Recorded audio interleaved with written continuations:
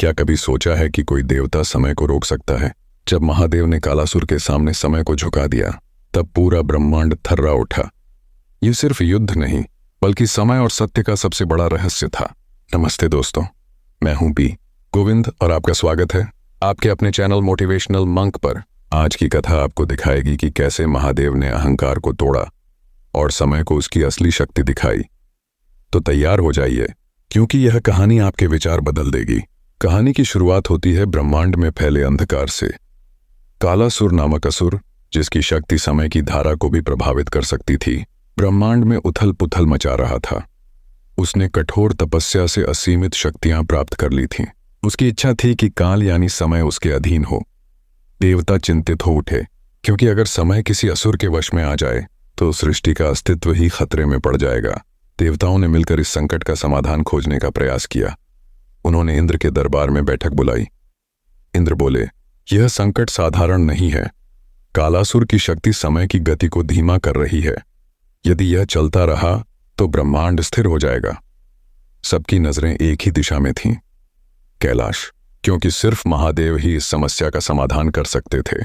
कैलाश पर महादेव गहन ध्यान में लीन थे, उनकी आंखें बंद, माथे पर शांत तेज। तभी नंदी ने धीरे से कहा, प्रभु, देवता आपसे मिलने आए हैं। महादेव ने नेत्र खोले। उनकी दृष्टि में गहरी गंभीरता और असीम करुणा झलक रही थी। उन्होंने देवताओं का स्वागत किया और उनके संकट को सुना। महादेव बोले, कालासुर ने जो शक्ति पाई है वह उसकी तपस्या का परिणाम है, लेकिन जब वह शक्ति संतुलन तोड़ती है तब उसका अंत आवश्यक हो जाता है। यह कहते हुए महादेव के स्वर में एक ऐसा कंपन था जिसने वहां उपस्थित हर जीव को निस्तब्ध कर दिया। वे जानते थे अब एक ऐसी लीला होने वाली है जो युगों तक याद रखी जाएगी। उधर कालासुर अपने महल में गर्व से मुस्कुरा रहा था। उसकी आंखों में अहंकार था। उसने देखा कि समय की रफ्तार धीमी हो रही है। पक्षी हवा में स्थिर, नदियां बहते हुए रुक सी गईं। कालासुर ने जोर से हंसते हुए कहा, अब मैं ही समय का स्वामी हूं। ब्रह्मांड को मेरी इच्छा पर झुकना होगा। उसकी गर्जना गगन को चीर रही थी। जब यह समाचार कैलाश पहुंचा तो पार्वती जी ने चिंता से पूछा, स्वामी, यदि समय रुक गया तो जीवन का प्रवाह भी रुक जाएगा। क्या हम यह होने देंगे? महादेव ने शांत स्वर में उत्तर दिया, देवी, समय कोई वस्त्र नहीं जो कोई असुर पहन ले। समय मेरा स्वरूप है, उसे कोई भी वश में नहीं कर सकता। महादेव ने अपने गले से डमरू उठाया। उसकी ध्वनि ने ब्रह्मांड में एक नई तरंग पैदा की। जैसे ही डमरू की पहली थाप गूंजी, स्थिर समय के बीच हलचल होने लगी। देवता आश्चर्यचकित थे। यह वही ध्वनि थी जिससे सृष्टि की उत्पत्ति हुई थी। लेकिन कालासुर अभी भी अहंकार में डूबा हुआ था।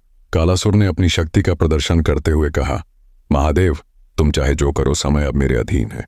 देखो, तुम्हारी लीला अब काम नहीं करेगी। उसकी आंखों में चुनौती की आग थी। लेकिन महादेव मुस्कुराए। वह मुस्कान गूढ़ रहस्यों को छिपाए हुए थी।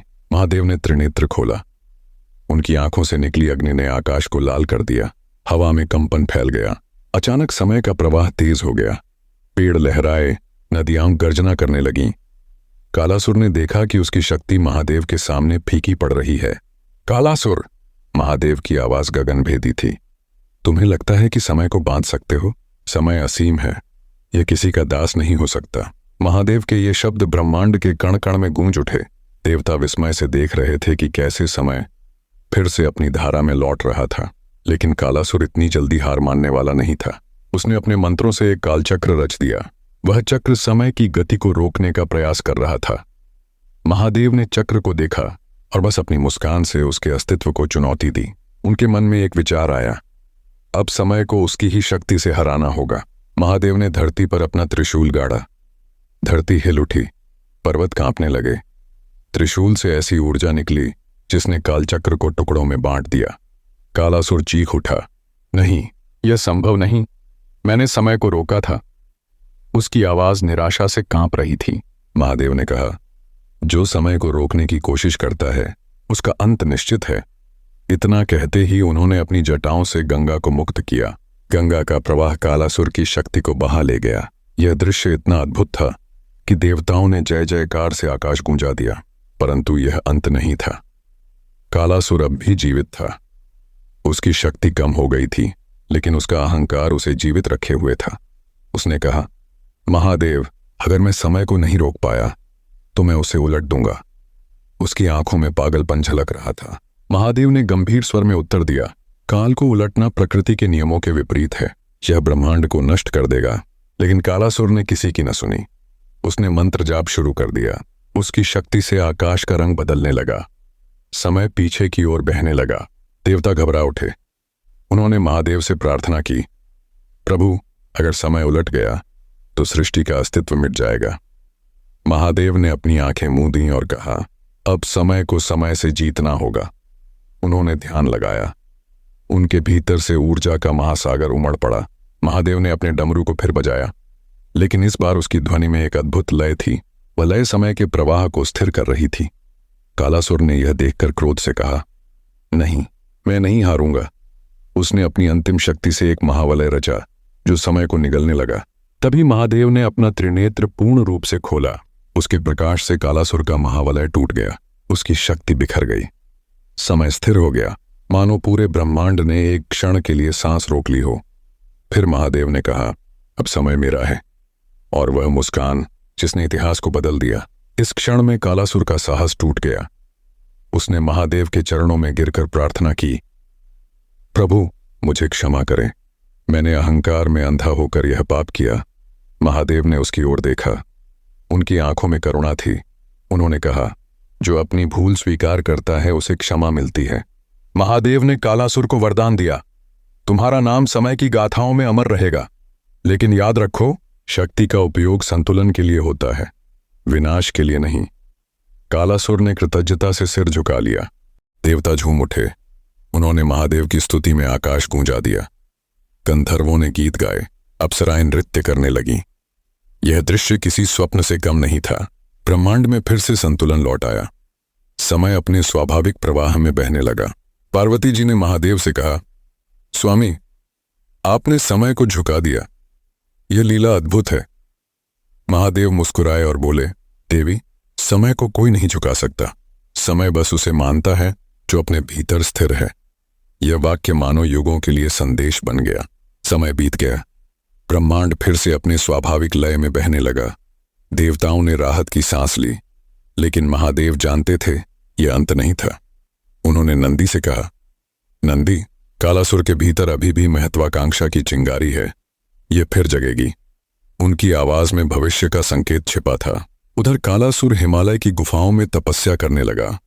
उसने अपने पिछले पराजय को स्वीकार किया, पर उसके भीतर एक पागलपन अब भी जीवित था। उसने कहा, मैं फिर लौटूंगा, समय को अपने अधीन करूंगा, और इस बार महादेव भी मुझे नहीं रोक पाएंगे। उसकी आंखों में धधकती आग दिख रही थी। हजारों वर्ष बीत गए। कालासुर की तपस्या इतनी भयानक थी कि ब्रह्मांड के कोनों में कंपन फैल गया। उसने शक्ति प्राप्त की, शक्ति जो न केवल समय को रोक सके बल्कि उसे उलट सके। उसका लक्ष्य स्पष्ट था, समय को नष्ट कर एक नया काल रच देना। देवताओं को यह आभास हुआ कि फिर से संतुलन खतरे में है। इंद्र ने कहा, अगर कालासुर सफल हो गया तो युग पलट जाएगा, समय का प्रवाह समाप्त हो जाएगा। सबकी नजरें फिर से कैलाश की ओर थीं। वे जानते थे यह युद्ध पहले से भी भयानक होगा। कैलाश पर महादेव शांत ध्यान में लीन थे। उनके चारों ओर हिमालय की चोटियों से गूंजती ओम की ध्वनि ब्रह्मांड को स्थिर कर रही थी। तभी उन्होंने भीतर से आवाज सुनी, वह लौट आया है। महादेव ने आंखें खोली। उनका तीसरा नेत्र हल्की ज्वाला से चमक उठा। कालासुर ने इस बार एक नया अस्त्र बनाया था, काल मंत्र। यह मंत्र समय को निगलने की शक्ति रखता था। उसने आकाश में मंत्र जाप किया और देखते ही देखते आकाश का रंग गहरा नीला से काला हो गया। ताराएं स्थिर हो गईं और समय की गति फिर से डगमगाने लगी। इस बार असर और भी भयानक था। नदियां उलटी दिशा में बहने लगीं। सूरज पश्चिम से निकलने लगा। ऋतुएं अस्त व्यस्त हो गईं। मनुष्य और देवता दोनों भयभीत हो उठे। कालासुर की हंसी गूंज रही थी, देखो, यह मेरी नई दुनिया है। अब समय मेरी मुट्ठी में है। देवताओं ने फिर से महादेव से प्रार्थना की। ब्रह्मा और विष्णु भी कैलाश पहुंचे। विष्णु बोले, प्रभो, यह केवल शक्ति का युद्ध नहीं है, यह अस्तित्व का युद्ध है। अगर समय उलट गया तो सृष्टि मिट जाएगी।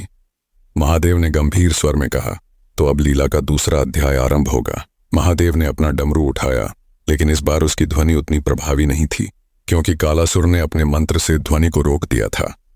महादेव ने शांत स्वर में कहा, तुम ध्वनि को रोक सकते हो, लेकिन अनाहत नाद को नहीं। उन्होंने अपनी चेतना से ब्रह्मांड में ऊर्जा का संचार किया। तभी एक अद्भुत दृश्य हुआ। महादेव के चारों ओर 5 अग्निज्वालाएं प्रकट हुईं।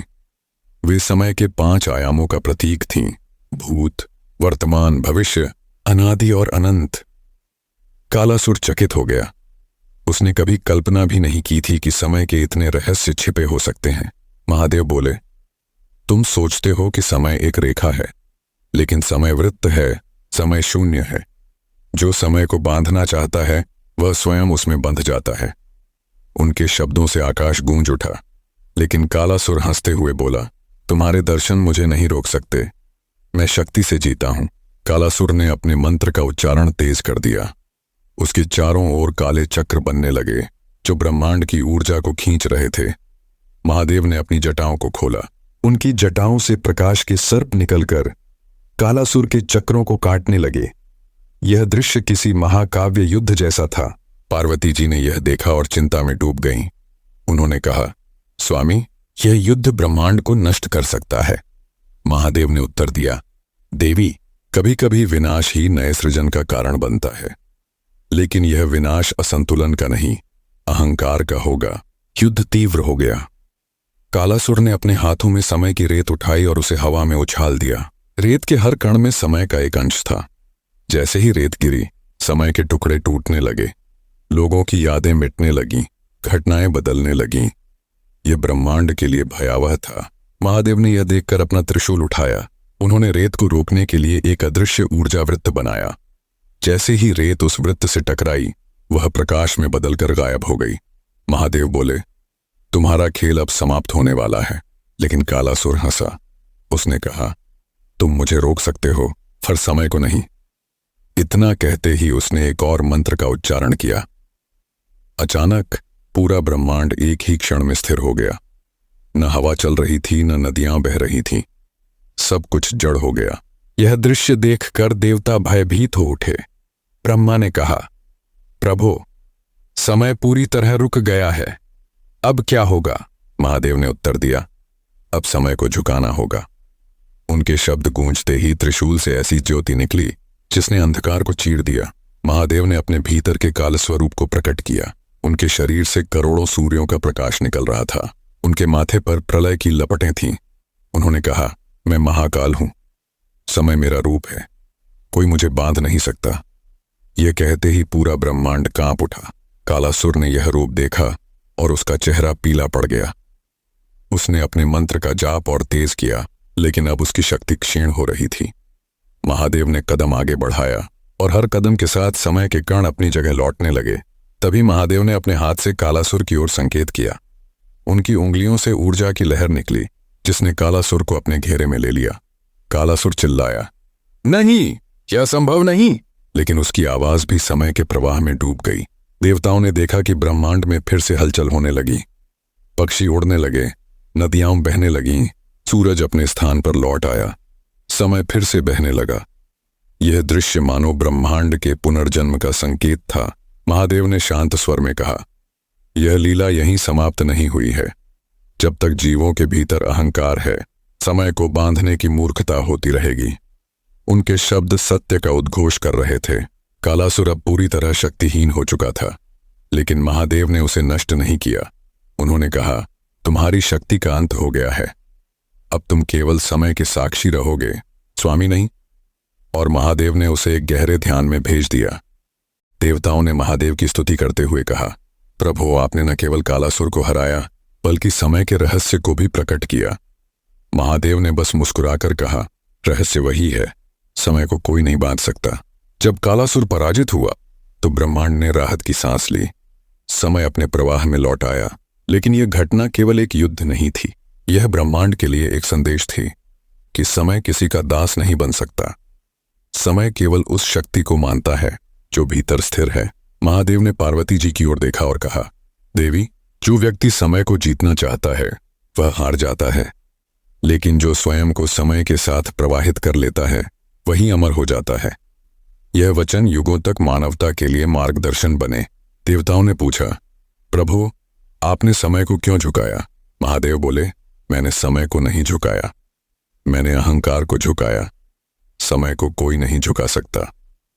उनके शब्दों में एक गहरी सच्चाई थी जो सुनने वालों की आत्मा को छू गई।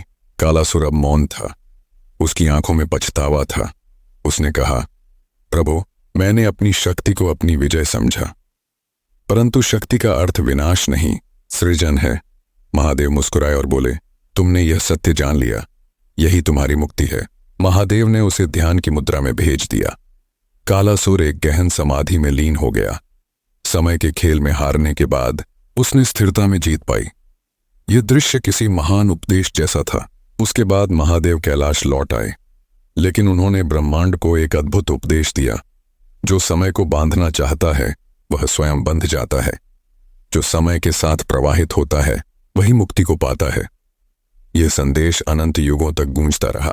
पार्वती जी ने मुस्कुराते हुए कहा, स्वामी, यह कथा केवल कालासुर के लिए नहीं बल्कि सभी जीवों के लिए है। महादेव ने उत्तर दिया, देवी, हर युग में कालासुर जन्म लेता है, कभी किसी व्यक्ति के रूप में, कभी अहंकार के रूप में। उस दिन देवताओं ने महादेव की स्तुति करते हुए कहा, प्रभु, आप ही काल हैं, आप ही महाकाल, समय आपके चरणों में है। महादेव ने बस मुस्कुराकर कहा, मैं समय नहीं, मैं समय से परे हूं। यह कथन ब्रह्मांड का सबसे बड़ा रहस्य था। कथा यहां समाप्त नहीं हुई। यह आज भी हमारे जीवन में प्रासंगिक है, क्योंकि हम सब समय को बांधने की कोशिश करते हैं। हम चाहते हैं कि समय हमारे अनुसार चले, लेकिन सच्चाई यह है कि समय को जीतना नहीं, समय के साथ चलना ही जीवन का मंत्र है। महादेव का यह संदेश, स्थिर रहो, समय झुकेगा, आज भी लोगों को प्रेरित करता है, क्योंकि स्थिरता ही शक्ति है। जो व्यक्ति अपने भीतर शांत है उसके लिए समय भी वरदान बन जाता है। यही महादेव की लीला का सार है। दोस्तों, सोचिए, क्या हम भी कहीं कालासुर जैसे नहीं हैं, जो भविष्य को नियंत्रित करना चाहते हैं, जो समय पर अधिकार करना चाहते हैं, और जब समय नहीं झुकता तो हम निराश हो जाते हैं। यही अहंकार है और यही जीवन का सबसे बड़ा भ्रम है। महादेव हमें यह सिखाते हैं कि शक्ति का अर्थ है संयम, और संयम का अर्थ है समय का सम्मान। जब हम समय को स्वीकारते हैं तब हम सच्ची स्वतंत्रता का अनुभव करते हैं। यही महादेव का संदेश है। कैलाश की चोटियां आज भी इस कथा की साक्षी हैं। जब बर्फ की ठंडी हवाएं बहती हैं तो मानो यह संदेश देती हैं, समय को मत बांधो, उसे अपनाओ। यह आवाज हर उस व्यक्ति के लिए है जो जीवन में संघर्ष कर रहा है। यह कथा सिर्फ एक पौराणिक घटना नहीं, बल्कि एक गहरा दार्शनिक सत्य है। जो इसे समझ लेता है उसका जीवन बदल जाता है, क्योंकि जो समय को समझ लेता है वह जीवन के रहस्य को जान लेता है। तो दोस्तों, अगली बार जब आप कहें मेरे पास समय नहीं है, तो याद रखें, समय को पकड़ने की कोशिश मत कीजिए, खुद को समय के साथ प्रवाहित कीजिए। यही महादेव की शिक्षा है। अब एक सवाल आपके लिए, अगर आप महादेव के सामने होते तो उनसे क्या पूछते? क्या आप पूछते कि समय कैसे जीता जाए, या पूछते कि जीवन में स्थिरता कैसे पाई जाए? अपने विचार मुझे जरूर बताइए, क्योंकि यह कहानी सिर्फ सुनने के लिए नहीं, जीने के लिए है। जब हम अपने जीवन में महादेव के इस संदेश को अपनाते हैं तो हर चुनौती आसान हो जाती है। यही कारण है कि यह कथा आज भी प्रासंगिक है। महादेव ने हमें यह नहीं सिखाया कि समय को रोको, उन्होंने यह सिखाया कि स्थिर रहो। यही जीवन का सबसे बड़ा रहस्य है, और यही कारण है कि लोग उन्हें महाकाल कहते हैं। अब सवाल यह है, क्या आप अपने जीवन में यह संदेश अपनाएंगे? क्या आप समय से लड़ना छोड़कर उसके साथ बहना सीखेंगे? अगर हाँ, तो यकीन मानिए, आपका जीवन बदल जाएगा। और दोस्तों, अब आता है सबसे महत्वपूर्ण हिस्सा। अगर यह कहानी आपको प्रेरणा दे रही है तो इस वीडियो को लाइक करें, शेयर करें और कमेंट में लिखें, हर हर महादेव। और हाँ, मैं हूं आपका दोस्त बी गोविंद, और मैं आपके लिए ऐसे ही अद्भुत रहस्यों की कहानियां लाता रहूंगा। अगर आपने चैनल को सब्सक्राइब नहीं किया है तो अभी कर लीजिए, क्योंकि आगे आने वाले एपिसोड में हम और भी चमत्कारी कथाओं के रहस्य खोलेंगे। मिलते हैं अगले वीडियो में। हर हर महादेव।